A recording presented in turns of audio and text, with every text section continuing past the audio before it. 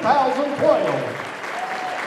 I don't know why I'm talking like Billy Graham, but it is a voice convention, so that's okay. How is everybody? Have you had a great week or what? Well, I'm so honored to be asked to come down and teach a little, perform a little, have a little bit of fun this afternoon. I know you've all had a long week of learning all about the art of animation and the art of voiceover, and you've been probably hearing all the things that you need to know to get going, keep going, make it to the top of the voiceover world. And so I decided today we're going to mix a lot of kind of fun stuff with a little bit of teaching. So because, you know, I'm sure you've heard everything that you need to know about getting going in voiceover. Let me tell you a little bit about myself, by way of introduction. The biggest question that I always get is, how did you get started in voiceover? How do you get a job like the one that I've had for the last 25 years, voicing Goofy? And before this clip, how many of you know who Goofy was? Good, that's very good. If you're going to go into animation, you should know these things. It's an exciting job. I love going in over to the Disney studios and go, "Whoosh, howdy Mickey, howdy Minnie," and I leave and they pay me. It's an exciting job. It is a lot of fun. And how do you get going in this wacky business? Well, tell you a little bit about myself by way of introduction. I came from a little town in south central Kansas, named of Pratt, Kansas, west of Wichita, about 70 miles out there in wheat and tornado country. And I was one of those kids that loved movies from the get-go. There wasn't a whole lot to do in Kansas, and so I found my favorite diversion was going to the local theater, just one in town, and every afternoon, especially on a Saturday in the summer, they'd come around to our elementary school and sell little tickets for the whole summer. And of course, a movie was like a quarter back in those days. And so it was a great babysitter for my parents. They would drop you off at the theater, and I'll see you about 6 o'clock tonight. And we would see cartoons, we would see Three Stooges, we would see double features. So it was an entire day of movies, and I just became enamored with the movies. And I just loved it, and I loved animation from the get-go. And of course, in those days, there were 3 channels. They were black and white, and so on Saturday morning, I would have to try and watch all 3 channels, NBC, CBS, ABC, by turning the tuner back and forth. And if you're old enough, you had to actually get up and walk to the set and turn the little knob going back and forth. And usually around my house, it sounded like, "Hey, Rocky, watch me pull it rabbit out of my head." "Yes, Inspector, Dudley going up the mountains. Where's little Nell?" "Well, see, Captain on cereal, stays crunchy, but I'm now, oh, it's like, well, I'm going to everything." "All right, Kelly, let's go see Professor Whoopi." "Okay, Tennessee." And then we turn the set on. So,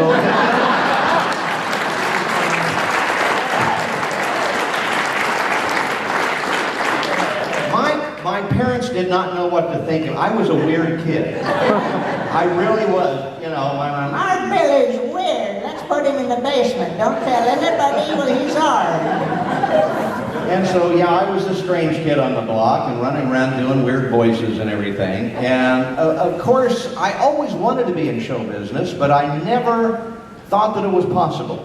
Middle of Kansas, there's nothing going on. There's not even a local theater in town to go see acting. So it was like a million miles away. It was a pipe dream. It was a wish that could never be fulfilled. And, out there, when I was growing up, your parents want you to be successful, and they want you to be, in those days, it was a doctor, a lawyer, an engineer, construction, whatever you wanted to be. Show business, though, that was just a million miles away, and no one understood it, and no one pushed me into that arena. So it was a kind of a hidden desire of mine for years. The closest thing to show business that I could get into was as a DJ, or I could take a radio, TV, film degree, or journalism for news, and I did that at the University of Kansas. I went into a journalism program and got my journalism degree. And by that time, I had figured that I was going to try to get into showbiz, because I was, at a young age, probably 10, 12, I found out that I could do impressions. And some of my friends really thought that that was cool. And in high school, for example, they would have pep assemblies, and we would fight Dodge City Hayes, you know, and it'd be the Dodge City Demons and stuff. So my friends would say, hey, why don't you go up and do something? Do a pep assembly. What am I going to do? So I started thinking, and I would coming up, well, if we're going to fight the, you know, Dodge City Demons, I'd do it, you know, I could kind of do a John Wayne impression, and I'd walk out there, well, get them wagons in a circle, and this Friday we're gonna go out there and fight them Dodge City Demons, and all my friends would laugh, and they thought that was great. And as I was a very shy kid. Before that, now I was a very shy kid. A lot of actors are intensely shy. Robin Williams is a very shy person unless you get him around 2 or more, and then he goes off. And I think that's a compensation thing. But I really, seriously, when I was growing up, there was a guy on the next block. I started doing some impression routines around my hometown when I was a teenager. And there was someone on our block that only knew that my parents had a sister. They didn't know I existed until I was written about in the paper. I was that shy. But when you got on stage, I could let go of it. I could be anyone. I could not be me, the shy me. I could be John Wayne, you know, out there fighting the bad guys and everything. It was a way of escape for me. And it was also a lot of fun because, you know, I've always had a weird sense of humor. And so my friends would put me up to jokes. We would drive through places like Burger King, and then my friends would order in a weird voice. You know, and we pushed a little button. Godfrey, Daniel, I'd like a Whopper and a Scotch and soda. You know, and then they'd look out. My friends would laugh. But again, I didn't know I had no goal. I had no plan or route to get where I wanted to go until I got up into college. And again, my friends forced me into show business because we would have a fraternity party, we would have a band, and they would take a break and they'd say, Farmer, get up and do some kind of impression routine.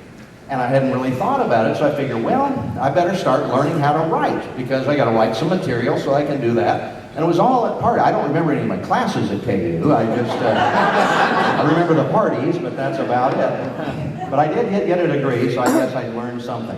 And yes, so I'd get up at band breaks and I would learn to write. So I changed my degree from just straight television into journalism and graduated with a degree in journalism.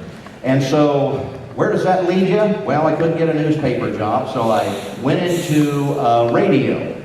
And how many here have ever been a DJ or, you know, okay, quite a few of you, then you know what, it's great fun, or at least it was in those days, because I started out in these little podunk 500 watt, 5,000 watt stations in the middle of Kansas, Oklahoma, Texas. And it was great training grounds because they didn't care what I did as long as I played a few of the top 10 during an hour and did all the spots when they're supposed to be played. I could have free reign. So I would rely on characters. I would do, you know, I knew Wolfman Jack was a very popular DJ out of Rio, Texas, I think at the time, in one of those, you know, 500,000 watt stations. And you remember him from American Graffiti. And so I would do the Wolfman Jack show. I didn't know there was like copyrights or... I would just do, this is the Wolfman Jack show, we're going to be playing stacks of wax from dust till dawn there, baby. You know, we would be doing this kind of stuff. And they were usually country stations, and so I would bring on characters that would be more countrified, like, yeah, we're doing stuff like Do the News is Walter Brennan, or does Jimmy Stewart, but that would take too long. One of my favorites was Pat Buttram, and I, you know, remember him from Mr. Douglas, how do you like to buy? And so I just developed these into, you know, little bits. But I had nowhere to go. And if you've been in radio, you know, when you start out, it doesn't pay a whole lot. And so I was figuring, well, I'm not making any money. So I'm going to get out of this. And I had a background in electronics because I had my first class FCC license, so I was also the chief engineer at a couple of stations.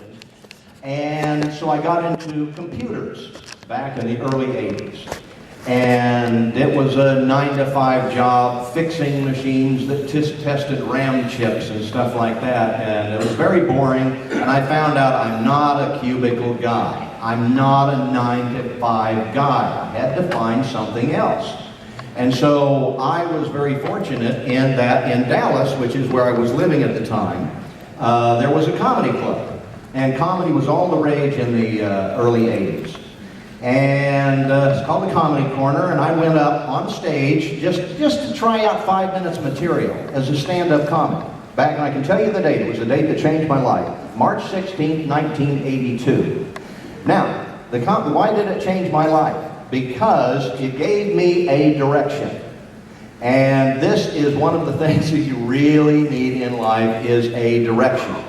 And since I was a kid, I had wanted to be in show business. I finally told myself that night, I'm going to give it a shot. I know it's difficult. I know the odds are 1,000 to 1 against succeeding, but I'm going to give it a shot because if I get to be 60 years old and I haven't given this a try,